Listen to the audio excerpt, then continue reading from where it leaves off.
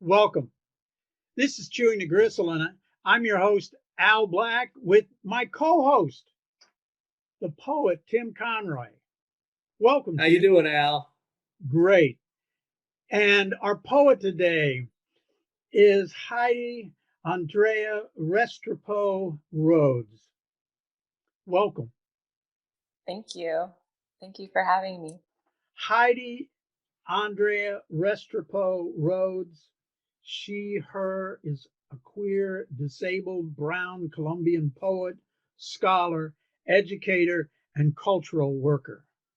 Her poetry collection, The Inheritance of Haunting, University of Notre Dame Press 2019, won the 2018 Letras Latinas Andres Montoya Poetry Prize, a spring 2021 Mellon Arts and Practitioner Fellow at the Yale University Center for the Study of Race, Indigeneity, and Transnational Migration, a 2019 Canto Mundo Fellow, and a 2018 Vonda alum.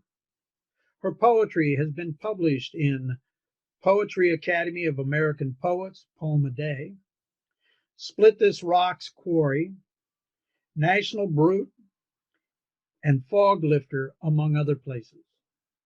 Born in Arizona and raised in California, she currently lives in Cleveland.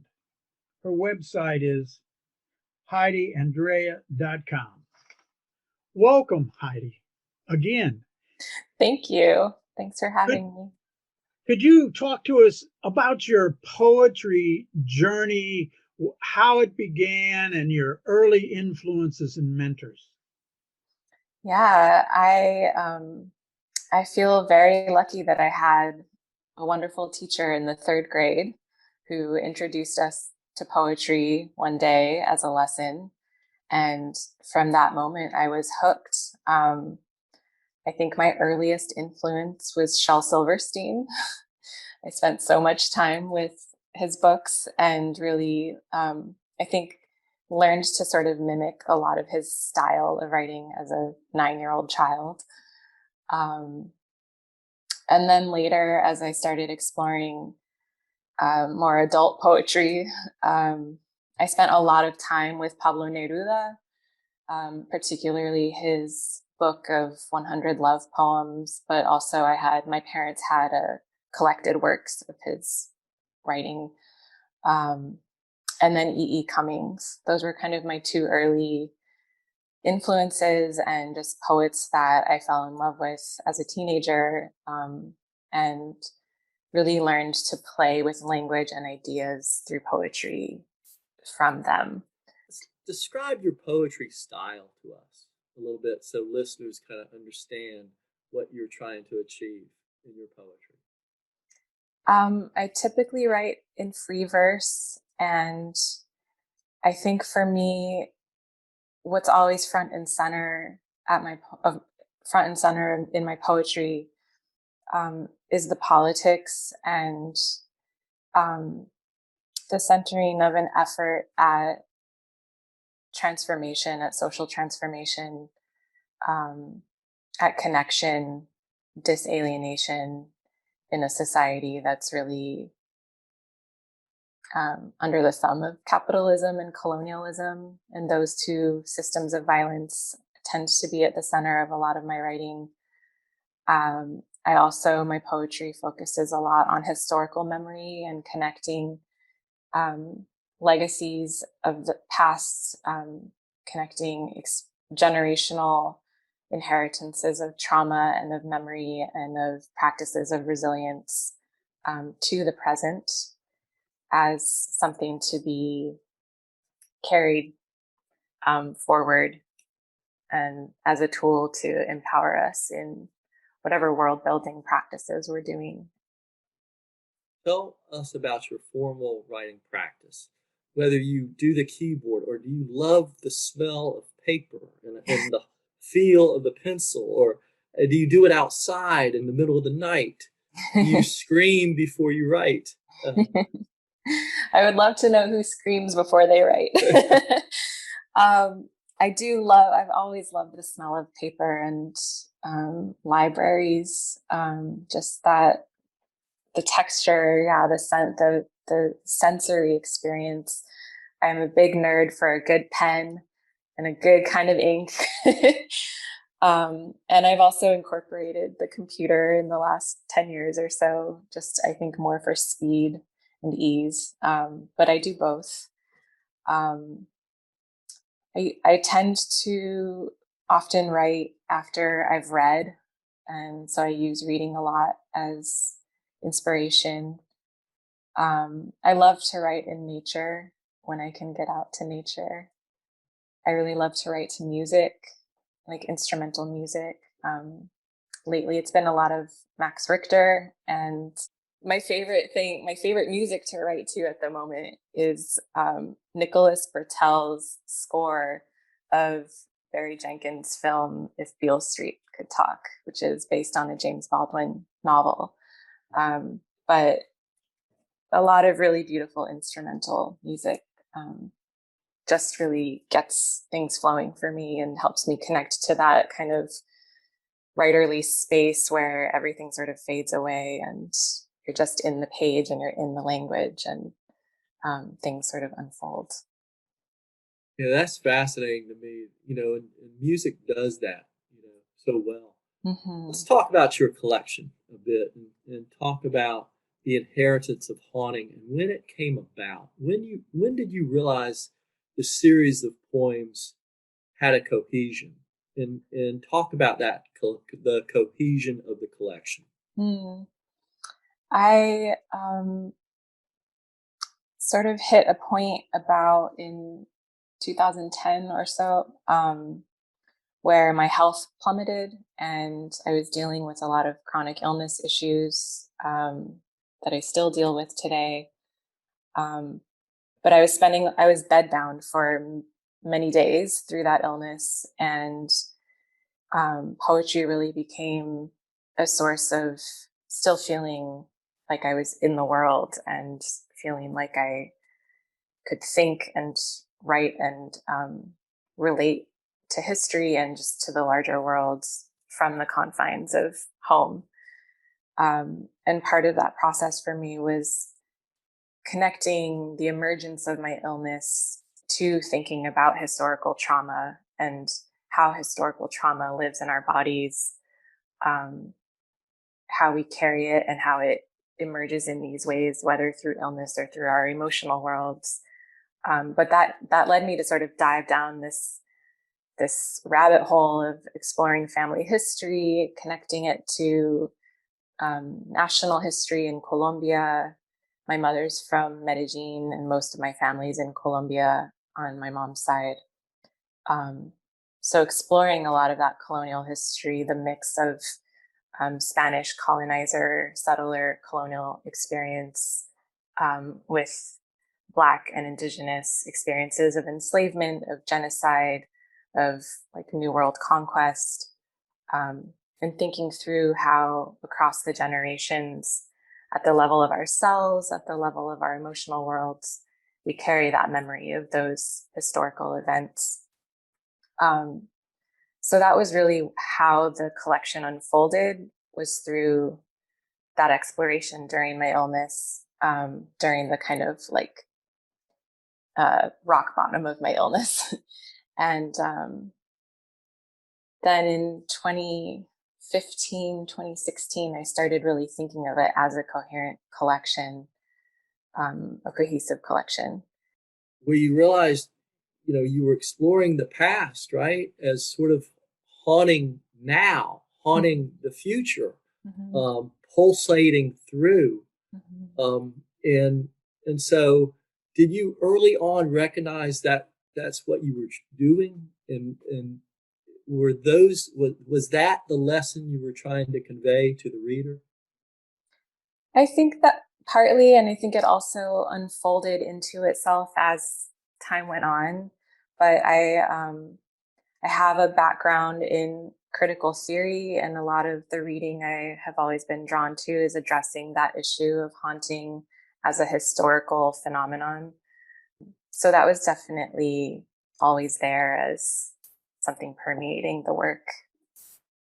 Well, how about reading a couple poems?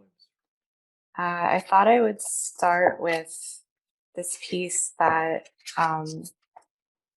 it's a short piece, it's simple, but I feel this like deep affection within it, because for me it's calling up like the multiple generations of grandmothers. Part of our family history is that some of my ancestors were miners, and then some of the human rights advocacy work that I have done is working with Afro-Colombian communities that are facing a lot of violence, paramilitary violence, because of contemporary multinational mining happening in their communities. So this poem just really is like this small moment of the exhaustion of labor in the mines, and also the pleasure of love and of being in a body. It is called If I Wear My Hair This Way.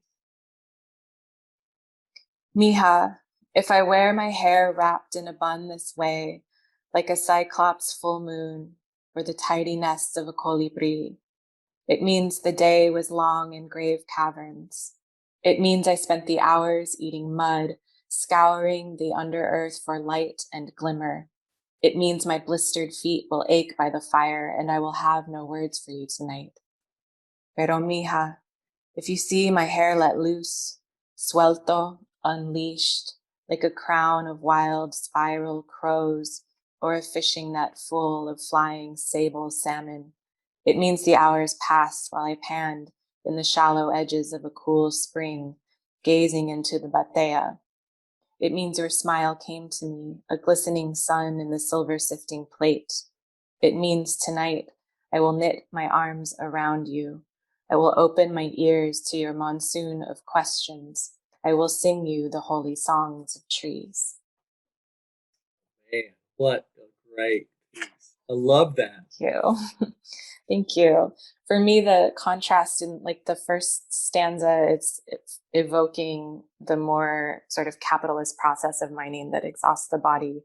And then using the batea or the pan is more connected to ancestral mining practices. And there's a different like aliveness in that practice, I think. So this is Prayer for the Children Who Will Be Born with Today's Daggers in Their Tomorrow Eyes.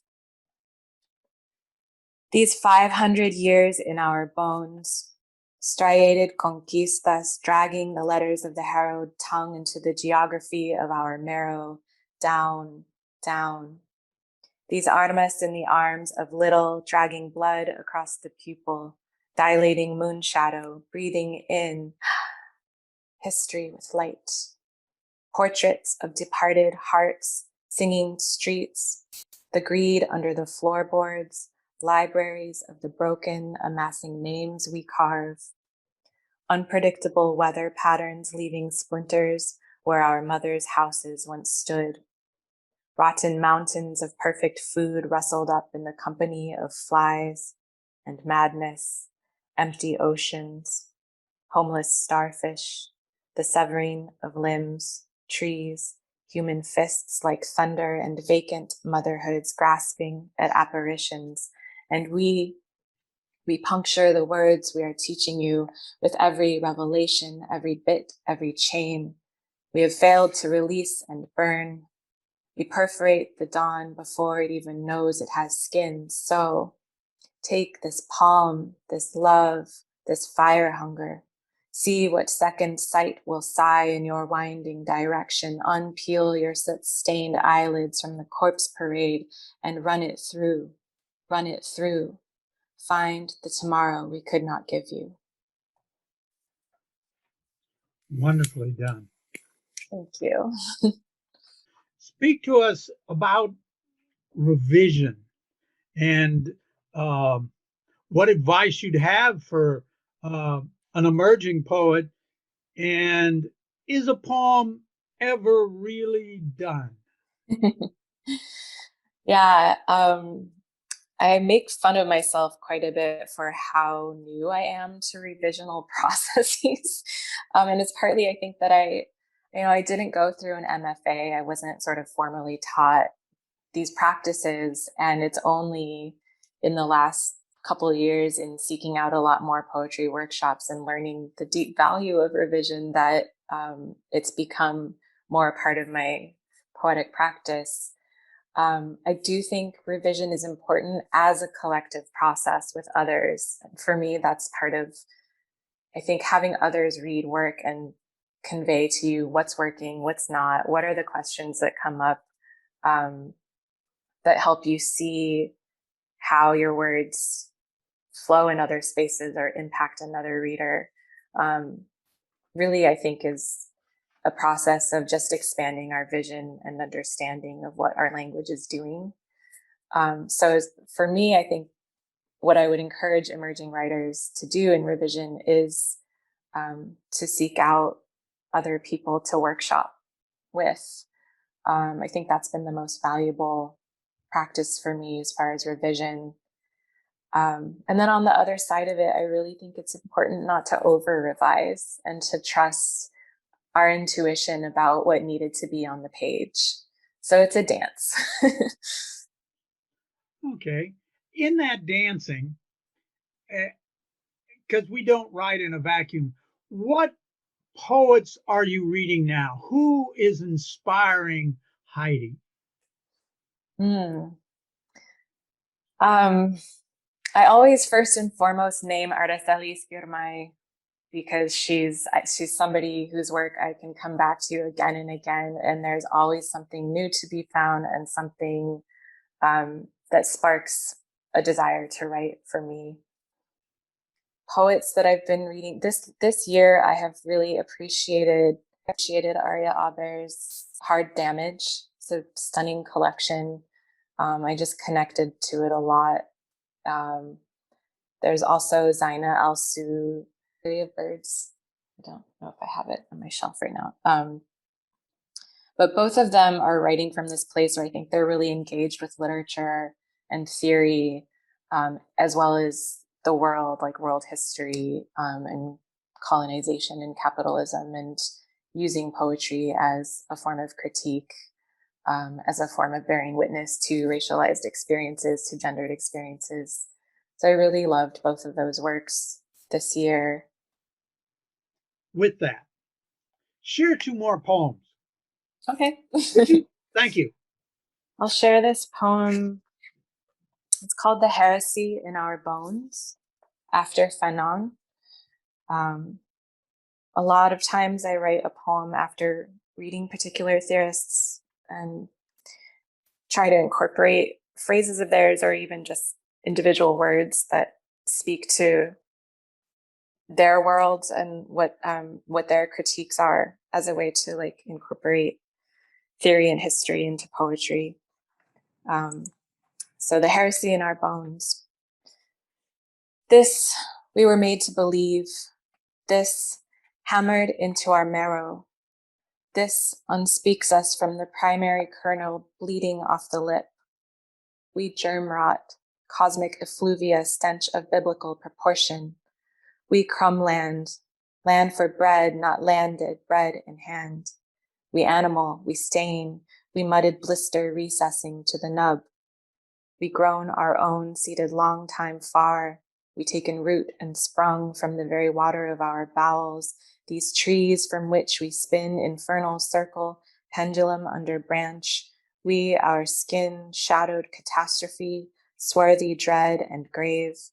We swallowed the decrepit note, crumbling the way down to the gag. We burn our fingers trying, call each scar a perfect stone.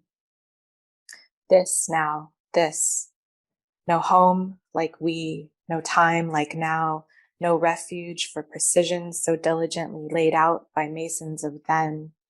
We fill the underground, we pound the lung like drum, we catch the force of cry to sing the night, stitch the sting from our backs, we holler our names in the moonless, we the sun, we lightning flash, bang, burning fire, we beast the lingering order, we underscore our glorious mayhem, we the splendor, we life and death and dark and day. We fracture these acres under thrall like Big Bang brutal emergence. like we birthing ourselves, lashing the violent cage, sourcing a rise from barren hope, piecemeal become, ferocious, cutthroat, dawn. This is called onomasticon, which means a book of the dead. Onomasticon, or I sing the names of our dead. Whenever I sing, there are generations in my throat, reaching out with the long arms of our old and tattered histories. When I sing, my grief rises like acid in my throat, cutting my tongue, coating my teeth in red, in the fingerprints of a tired hope scratching at the broken door, long rusted at the hinges, still scratching. I sing these fevered words that fly, these eidetic prophecies, a tomorrow once written in the palm, lashed in the palm, broken in the palm. I sing the names of our dead and umber, you. I mount your names on the wall of my mouth, keep the monument warm, and nobody's name will be forgotten, and nobody's dream will fall unseen. For when I sing tree, and boughs will sullen bend with the weight of you, nodding a more sorrow. When I sing pájaro, pájaro, and murmurations burrow the blue, every wing a messenger, a thunderous feathered conjuring. When I sing star, and your brilliance lights up my mouth, illuminates the plains of this weary and bellowing night. I sing rose, and you bloom, thorned to scratch your name in the soil. I sing rise, and the moon climbs over mountains, revealing the road of your arms. I sing march, and the earth will tremble out, a eulogy, a prayer, a promise. I sing how and why and when, and your name will wind my palm into a fist, and I will hold it high. I sing sky, and we will think of freedom. We will taste it. We will taste it in our mouths, and it will be your name, all your names, every name of you, they think, be gone and done. Wonderful. Thank you. Tim. And talk about how you approach openings of poems, line breaks, endings. I often have a hard time with questions like these because so much of it is intuitive for me, and I'm listening for the pulses of language, or listening for cadence, or like looking for a feeling in the body that happens when the language hits us as like a sonic experience. Which makes so much sense because you're a poet of the body, of the senses, so much. Yeah, that's interesting. I don't know if I had thought of it that way, but yeah, I don't know what to say about. I want to have I think with line breaks, I do appreciate creative enjambment, where the break, and I've tried to teach my students to play with this too, like that the line break itself is producing multiple meanings, so that you read the line and there's one meaning, but then as it continues, there's a new meaning that unfolds. And I think that's a really exciting thing to encounter in poems that can also be difficult to do, but when it's done well, it's great. I think with endings, I'm looking for that feeling that leaves us with a sigh, or with a sort of punch in the gut, or a question, but something that sort of turns our head or sparks something, which I know doesn't really help with the sort of like specifics of the doing of craft. But I think, yeah, it's something that maybe I'm also still learning how to play with. I think craft itself is something I'm still exploring a lot, and learning as I go along. Are you doing some research and gathering words and diction that might fit, and then you kind of throw them away if they don't? Talk a bit about that. Yeah, I definitely do a lot of research for I would say at least 50% of the poems that I write, like a single poem can easily be 8 to 10 hours of research where I'm just diving deep on one topic, and I'm taking note of language, of images, of just particular histories I might want to thread through. And all of that is not necessarily obvious in the final piece that's written. And at the same time, I guess maybe I have this hope for some sort of impressionistic absorption of all of those worlds. And yeah, as far as sound, a similar thing is happening. I've started more recently to keep word lists where when I'm doing that research, I'm just pulling words that strike me. I've also learned to play a little bit with like word scramblers or different technological online devices for mixing language. And I'll play with that as a way to sort of blend those sources and those histories. A dear friend of mine, Kenji Liu, who's a poet who has his book through Alice James called Monsters I Have Been, has this method he calls Frankenpoetry, where it's the Frankensteining of different sources together to create new meaning, to create new images, and often to turn language back against an original text or an original history. So I've learned from that as a practice and been experimenting a bit with that. What are the poetic elements you tend to use?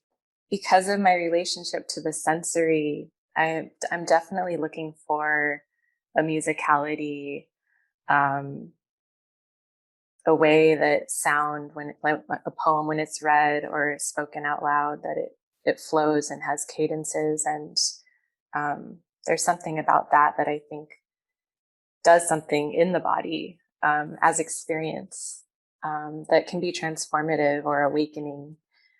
So I hope for that. I aim for that. I think part of elements I tend to avoid are like structure, like form, traditional form.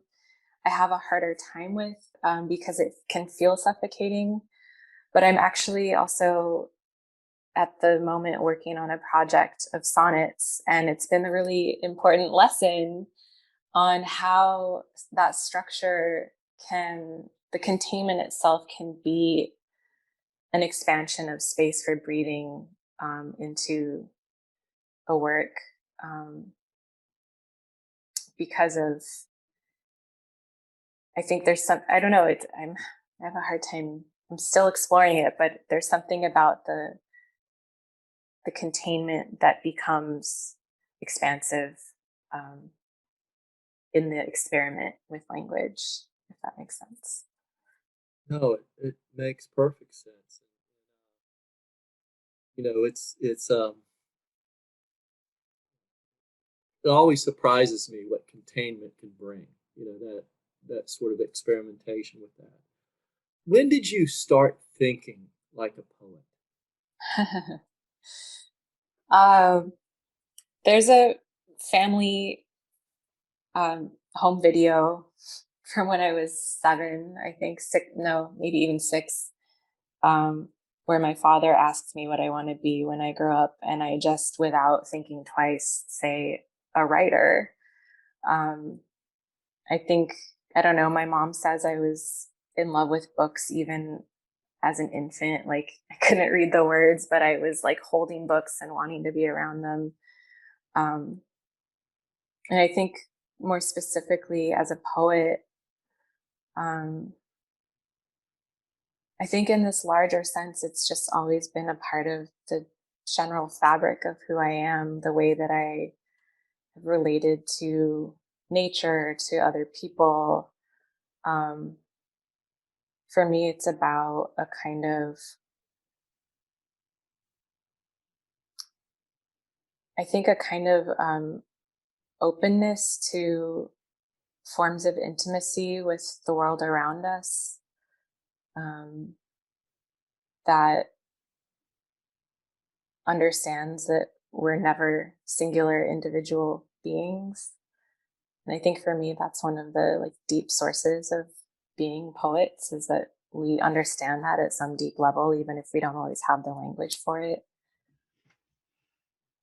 That's well said. Brother Al.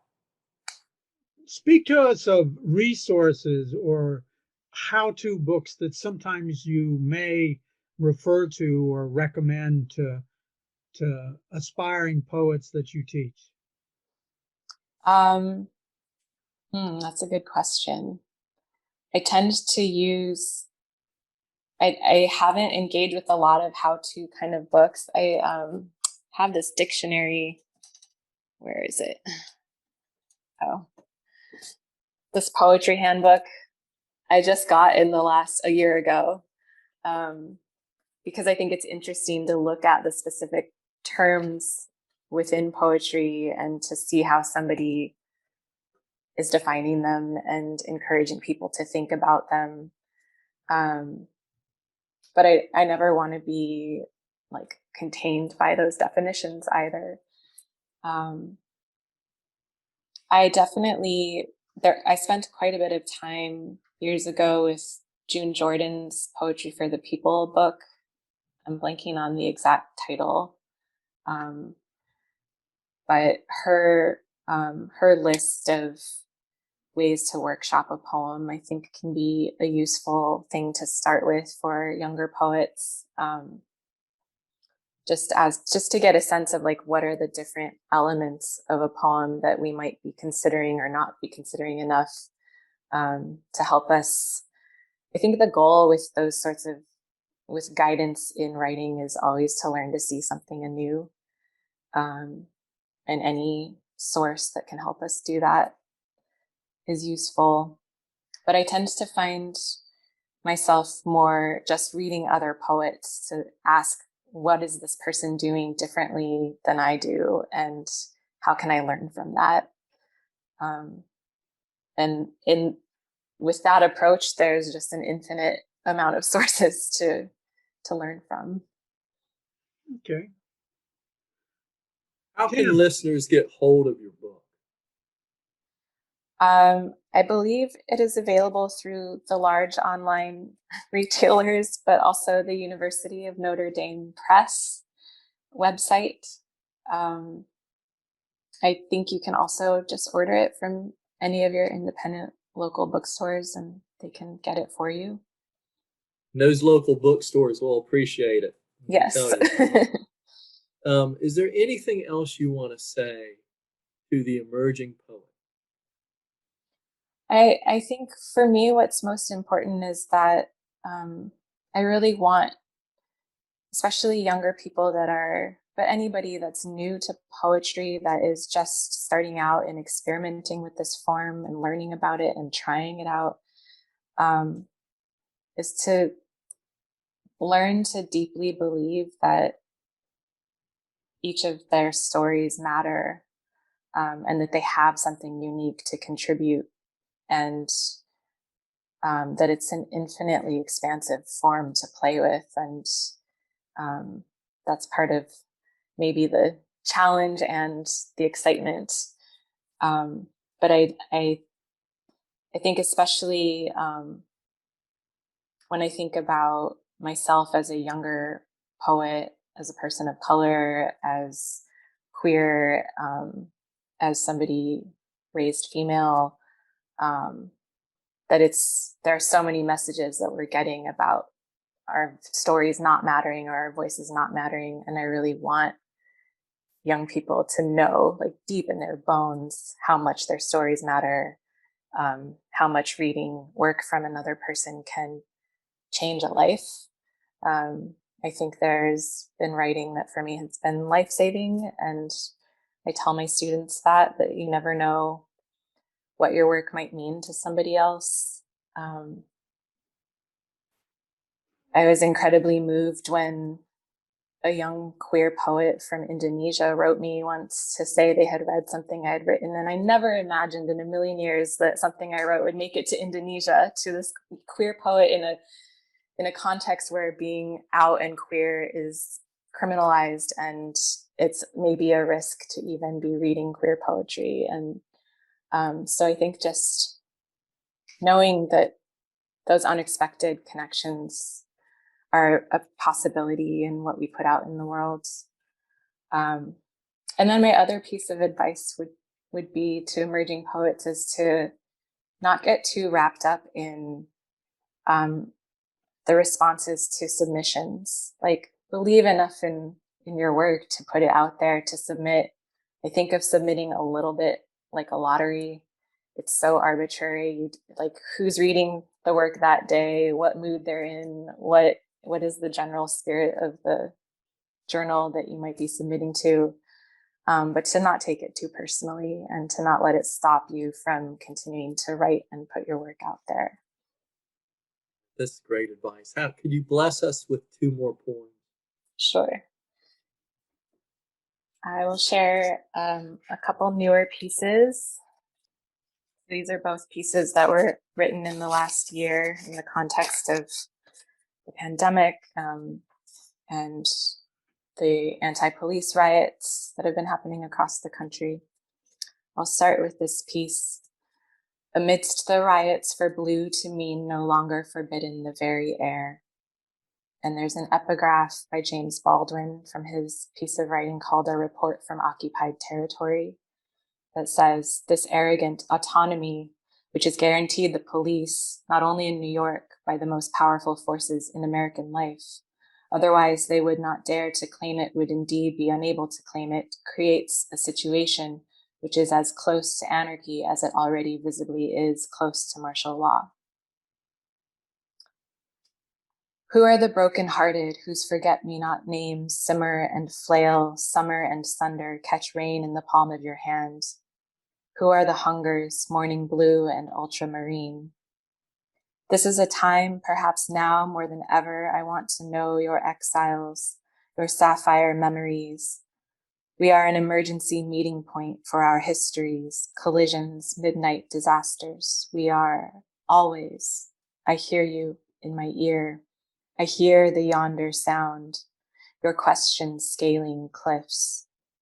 Even in a fear of heights, your questions peak and sky challenge the drop-bodied. How far they see from up there, a lupine and Ipomea dream. I never forget the beauty of your people and my people, a swirling dust setting us ablaze like the clam's good mouth. Though they tremble, teal, and sweat, say wide and many, how far and who, imagine how we eject the empty-hearted offices, thunder and fire of billy club and leaded beam, the uniformed arrogance toward autopsy, the defense strategy of subjugations, spectacular defeat of fathers, spectered deferral of futures, a shrewdness and sounder of griefs. Ask instead the emperor butterfly to lead us an azure realm of remembering, aspiration. Ask instead the emperor butterfly to lead us an azure realm of remembering, aspiration. Watch wings brew storms for miles. Listen, that's the sound of us up there on the edge, birds now, blue starlings perhaps, peering down on imperial architectures, our laughter shattering brick. Very nice. Thank you. One more. Please. This is Let Me Count the Signs of Life Amidst the Planets Dying, from April 6, 2020. It is my birthday, and the bodies are nowhere near done piling up. Though even in the sweeter years, the ones that red my mouth with pomegranate, this is true. We hurl through the heavens, a planet of purple evenings, blink-eye fairy tales, dreams at dawn.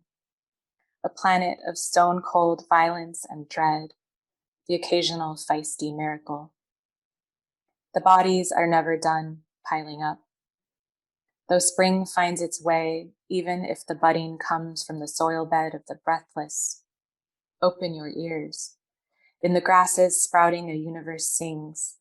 The birds, they bicker, and thank God they have something to bicker about. This too, a sign of life.